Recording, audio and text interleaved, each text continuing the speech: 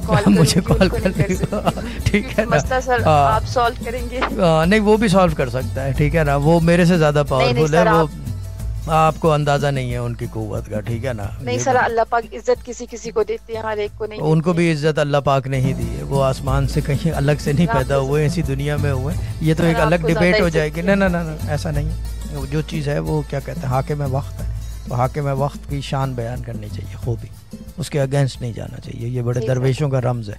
अच्छा, अब जो है you are talking to the best. This was a Sufi Guidance Channel production.